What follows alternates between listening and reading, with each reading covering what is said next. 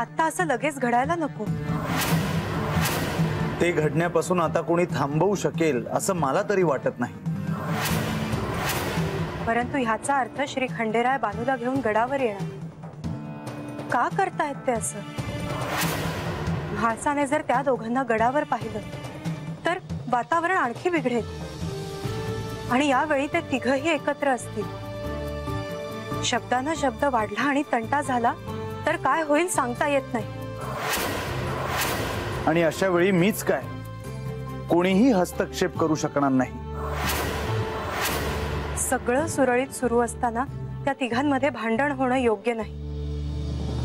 तुम्ही त्यांना गडावर येण्यापासून परावृत्त नाही का करू शकत? नाही। नारद मुनींनी कैलास पाहण्याचे जे बीज बाणाईच्या मनात पेरले आहे त्याचा क्षणार्धात भला मोठा वृक्ष झाला आहे।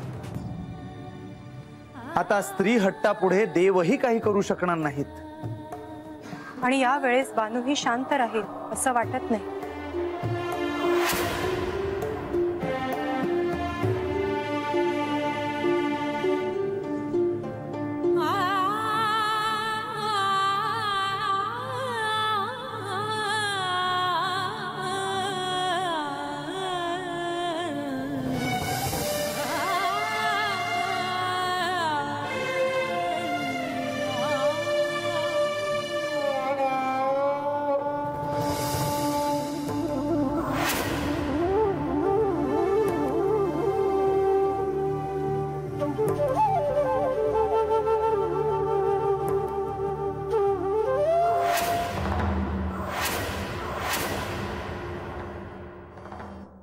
आज तुम्ही मी ठरवलेला नियम मोडला आहे।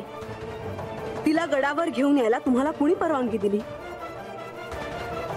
माझ्या समोर माझाच अपमान। आता दाखवते ही म्हाळसा काय आहे ते।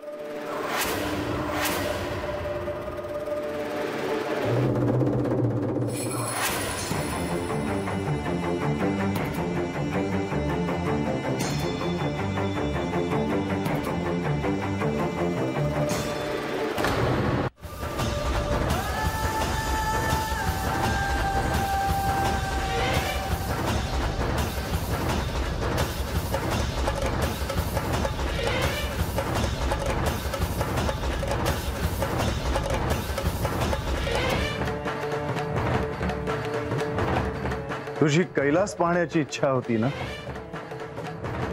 हा प्रति कैलासच आहे।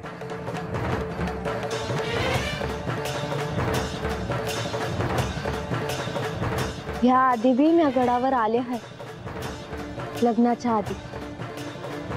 परतवा जो गड माझ्या डोळ्यासनी दिसला आणि हा जो जेजुरी गड मी बघते आहे तो वेगळाच आहे।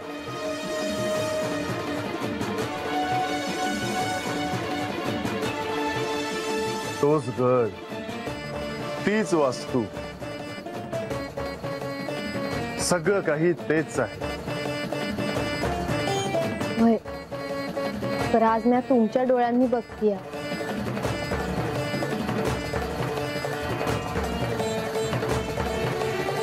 बानू, तुझं आणि कैलासाचं एक दृढ नातं आहे।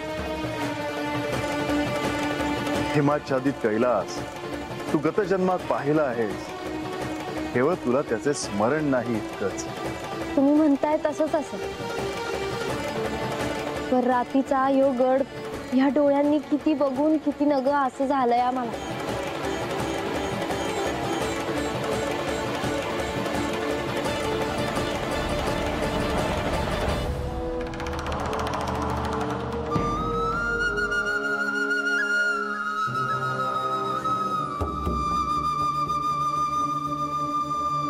आकाशात, चांदण्यात, ग्रह नक्षत्रांच्या गर्दीत तू नीट पाहिलेस का?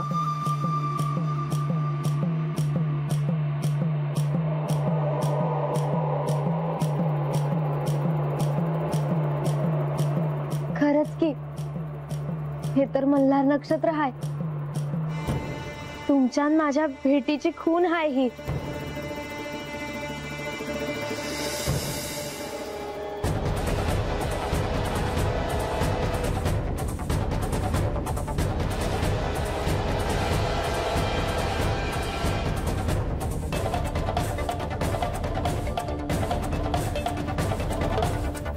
बानू, आपल्या प्रेमाची सुरुवात कधी झाली हे तुला आठवतंय का?